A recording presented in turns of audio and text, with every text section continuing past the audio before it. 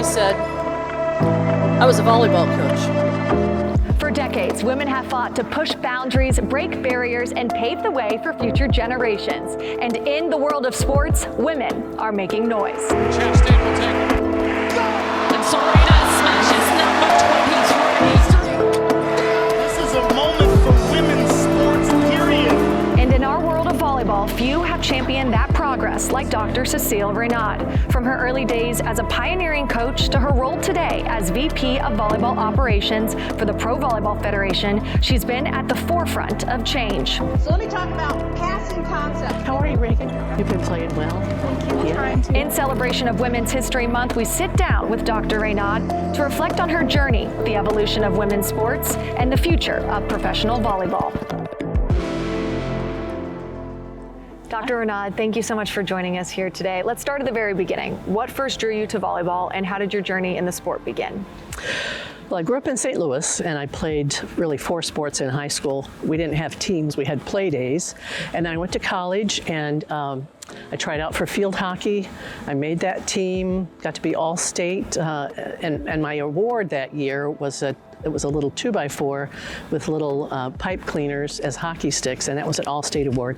And I played volleyball all 4 years. So I ended up taking a volleyball theory class as a sophomore, and my college coach was teaching it. And I just became fascinated with the sport. So I stayed in that one for 4 years. We went to nationals every year. We were very good. It was Missouri State University. So I just had a chance to excel with some great teams. I had some great coaches, and I just stayed with that sport.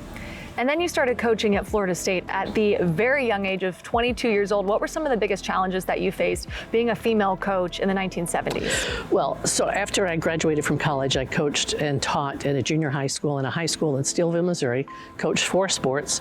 I thought that's what I was going to do my whole life. And then I got a call from Florida State University. They were looking for someone to be the head coach. The position was going to be a graduate student, so I'd make $3,000 a year.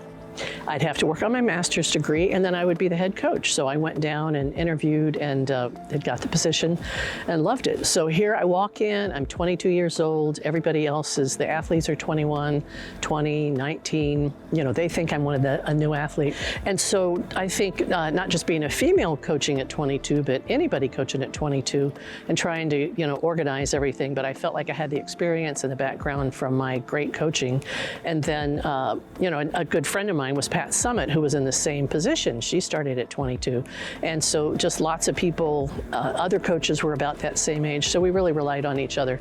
It was a challenging time. You know, I didn't have any money, had to get a side job and go to school at the same time. But it was a great experience. Women's sports is growing at such an accelerated pace, and in volleyball is on that train as well. Where do you see the biggest growth, the biggest amount of changes in women's sports and then in volleyball specifically? Well, it's just been an incredible takeoff. The best libero in the league, one of the best in the world. One good part out of Thailand. You know, it's been around for years and years and years, and all of a sudden we're on national TV. We've got teams at all levels. Of course, the club level, high school level, all have just, I mean, there's just lots of women playing volleyball. And so it's been exciting to see that at all levels. And now to be able to add this pro league, I think it's been really exciting that we can now close the gap, that everybody can see that they can play at any level they want to. I think just the sport's going to continue to grow. Sponsors are going to be able to get involved. We see a lot of investors that find this as a really valued sport to watch, and they want their kids to play it. You've been a coach, and now you're an administrator, so you've been a leader in the sport of volleyball for quite some time. And then you've also empowered me to get into the sport after my playing days and help me grow my career. What motivates you to help the next generation of volleyball players and women in athletics? Well, fortunately, I played for some great women, Linda Dollar, Mary Jo Wynn, and then Billy Jones was a mentor, and they just really supported me. And I think, and they still support me. I mean, my coach, my college coach, Linda Dollar, still calls me about things and talks talks me into doing different projects. But Madison, I've always loved to teach, and I think it's just fun to help people grow in whatever they want to do. And I think you see people that are interested in the sport and they want to get into a career, and so you just help them the best you can.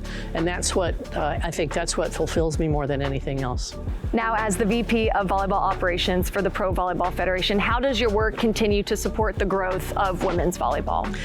Well, I think when I decided to take this position, it was really, coming out of retirement. But I thought if we can give women an opportunity to play volleyball in the United States, earn a living, and really bring it to all these various communities, why wouldn't I do that? So it's been fun to see the various owners around the country get involved and give these people opportunities. And every facility I go into, I look in the stands, and it's not just for the women on the court, but for everybody in the community.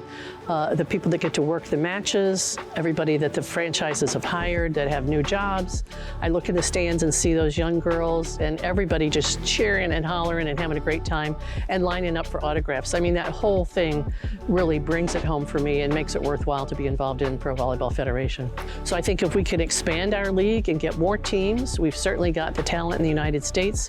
And if we bring in some foreign players to really field, a lot of different teams and have an even larger league and a larger presence, I think it's really brought it to the public, and it's going to continue to grow.